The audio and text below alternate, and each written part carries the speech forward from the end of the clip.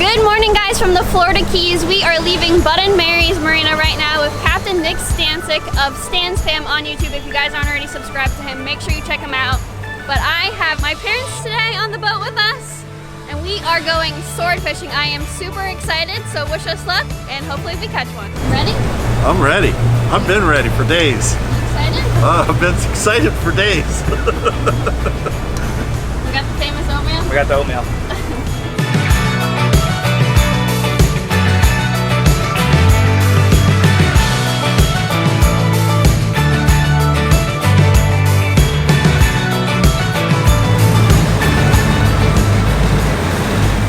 So we are in 1,500 feet of water, and we are fishing two rods, two electric reels.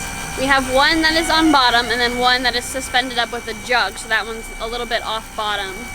And we actually just had a fish eat this bait, but it pulled off. But we haven't been fishing very long. We've been out here for what, maybe 30 minutes today? That's it.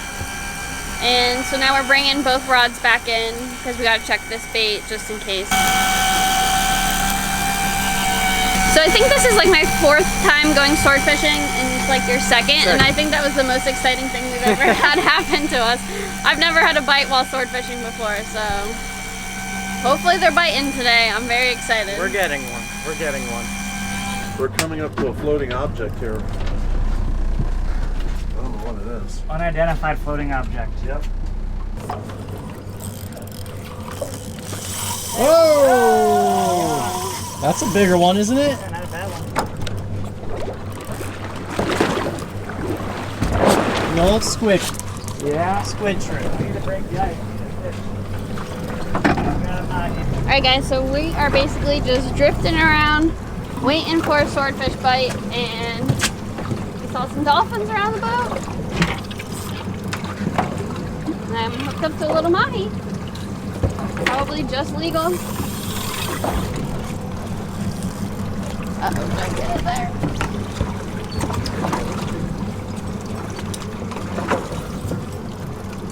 Got one off. Stan's Fam We're up. hooked up. Up there. Oh! When we throw him in here, we'll open up this live well, you guys. Just don't step in this hole, okay?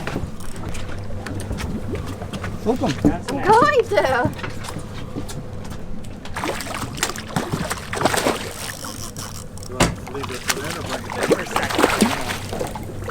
Get him, Brook. Good job. Nice. Woo! Right to the camera. Just open up your bail. Into the live well. We're on the floor. No skunk. It's nice. You put them in the live well, you don't get your boat There bloody. you go, Right? that's it. Right? That's the secret. And the other secret is squid. Brian hooked probably up? swing him on in there. Swing him in? Yeah. Oh, hang on. There's one more right there. They're all legal fish. Oh, yeah. Look at them. Smoke the squid.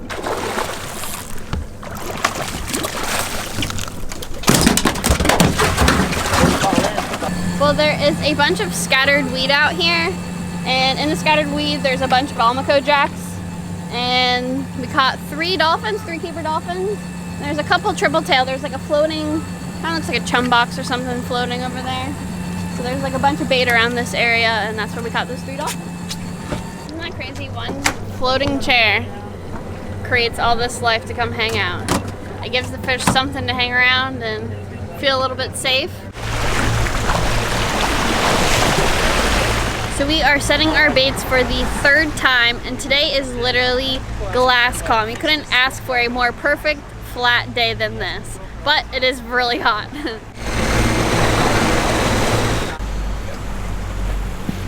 Coolest birds. Yeah. They can go months without wind. Really? Yep. Victor's got a little one on, my dad's got a nice size one on. Oh, Look at that. Look at that shot. That's a nice shot, man. Not bad. Pretty fish. So we've just been waiting and drifting around. We've done a bunch of different drops, and that was the 2nd time we had mahi come up to the boat, and we just got 2 more dolphin in the boat, so that is a total of 5 of those, and we also caught a tripletail. So we may not have our swordfish yet, but we got some dinner. Well, we just saw a little dolphin hit the back squid at the back of the boat. We missed it, so I'm just tossing out another squid. So all day long we've had a squid just basically trolling behind the boat, and twice dolphin have came up and hit the squid, and just now a third time, but we didn't hook that one. You don't always come out here and catch a swordfish, but there is the chance of catching mahis like we did today. And then we could also try to go deep drop and catch tilefish and grouper and stuff like that. So you may not catch a swordfish, but there's always a chance to get some groceries and get some meat in the box. Oh yeah. Plenty of good, delicious fish out here. And, you know, just being out here was a beautiful day. Good company. I had fun. I had a ton of fun regardless of if we didn't get a sword. Alright guys, well we are ending our day with a total of 5 mahi and this nice triple tail that Nick caught. We had a great day of fishing. We didn't catch our swordfish, but we still got meat for the dinner table, so we're gonna have an excellent dinner. Big shout out to Nick for taking us fishing. Make sure you guys check out his channel, Stan's Fam. I will have his information linked down in the description. So I will see you guys back at the fillet table. Alright guys, so Nick and Victor are cleaning up the mahis right now, and there are a bunch of tarpon just waiting to be fed. Let me show you. Looking probably, I dropped it. You want the bloodline? I want it big so I can hand feed it. Come, come, come. Yeah, he wants it. He wants it. He wants it. Come on, you. I'll throw it to you. You ready? Oh, he didn't get it. Who wants it? Who wants it? You want it? Here you go, little one. Oh.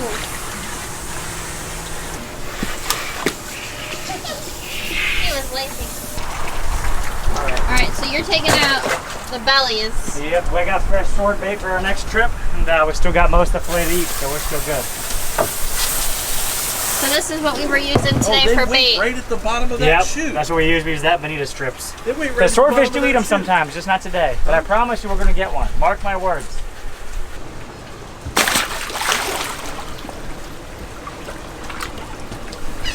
Too big. Oh, a nurse shark.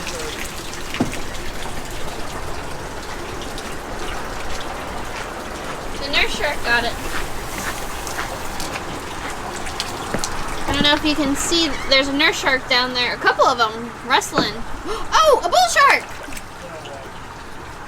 So not only can you come to Bud & Mary's Marina to get offshore fishing trips like we did yesterday, but there's also inshore fishing trips like backcountry fishing trips. There are a ton of boats in this marina, so a lot of options of fishing charters for you guys. And there's also places to stay, like we stayed at this beach house here at Bud & Mary's Marina, and check out the view when you walk out the door.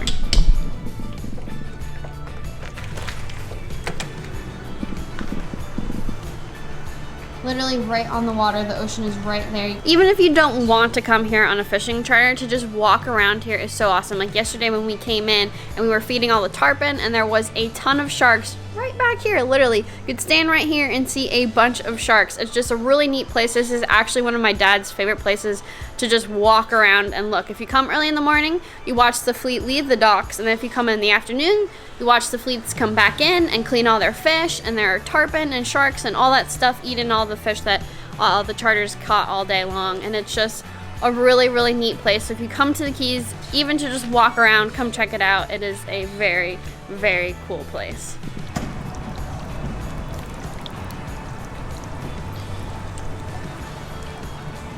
Walking the docks at Bud & Mary's just always brings back absolute fond memories. I used to come down here when I was 15 years old. I had a buddy that was 17 and had a car, and whenever we could scrape up the money, we'd come down here and spend the night on bridges, fishing all night, diving all day, and we would always come to Bud & Mary's to get our shark bait.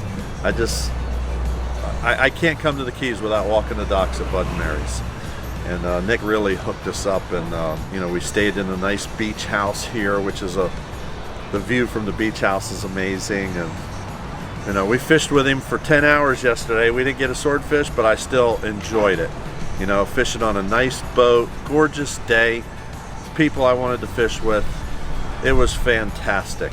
Yeah, it would have been nice to bring in a swordfish, but still, great time had. And Victor cooked an amazing dinner last night. So I had a great time. We've been standing here for not even 5 minutes and there's just so many tarpon swimming by. Even though there's no one here even cleaning fish, there's just always fish here. Look at that. I feel like they're looking at us and they're like waiting to be fed. Sure.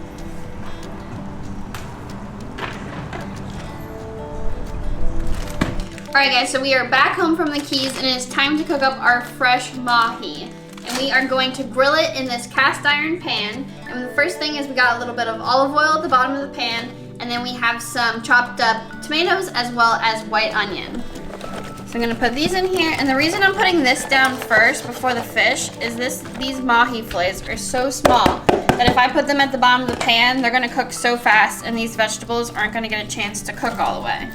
So I'm putting these at the bottom of the pan so that they get more of the heat. I'm cooking all of this at the same time. So there's our onions and tomato. I'm going to season these a little with some salt and then some black pepper. And now we're going to take our fresh mahi that we have portioned up already and just lay these on top of the veggies. If this was like a thick fish, I would do it the opposite way. I would put the fish down at the bottom of the pan, and then I'd put the vegetables over it. I guess tomato is technically a fruit, so. But this way, I know for sure my veggies are gonna cook and my fish, it won't completely overcook. All right, now that we have the fish laid out, I am going to next do some wine. This is what's gonna give us the juice so that everything doesn't dry out in here and start burning at the bottom of the pan. And also as we cook, the wine will cook out. So now we're going to season our fish. We're gonna do some salt, pepper, next, garlic powder, Parmesan cheese.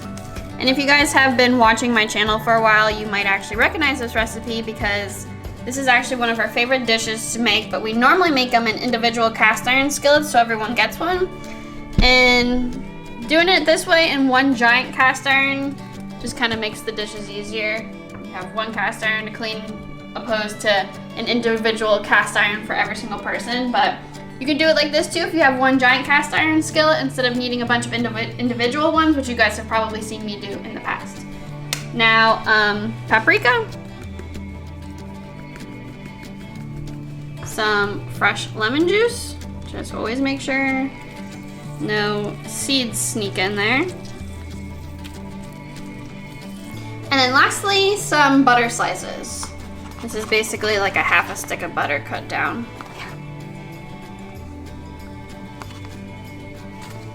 And now this is ready to go on the grill. Something that's always been a staple with our family and whenever we make fish dishes, an easy, simple side dish, rice-a-roni, rice pilaf. Really easy to make and it goes really good with fish. Holy hot. Okay. We are going on with our skillet. All right, we're gonna close this baby up and let it go. Let's do a little peek. Oh yeah, baby. Check that out. It's rumbling. You know, I've known you for 10 years and you've never said that word before. Rumbling? Never. I mean, it is. How else would you describe it? It's rumbling. It sure is. It sure looks rumbling to me.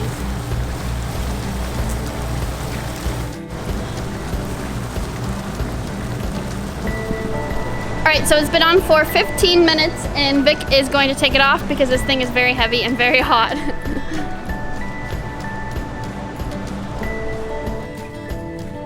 Voila. Beautiful. Beautiful is right. Now there's still a lot of juice in there because the tomatoes released some juice, the fish released some juice, but that wine flavor has cooked out. All right, well, we are going with paper plates because it's lunch and we're not trying to be that fancy and we don't want to have to wash them. we're actually leaving to go to the Keys again tonight. So we were in the Keys with Captain Ryan, then we were in the Keys with Nick, and we are literally leaving to go back down again to Key West and fish with our friend Cody, who's a captain down there. So, paper plates it is. Are you guys coming?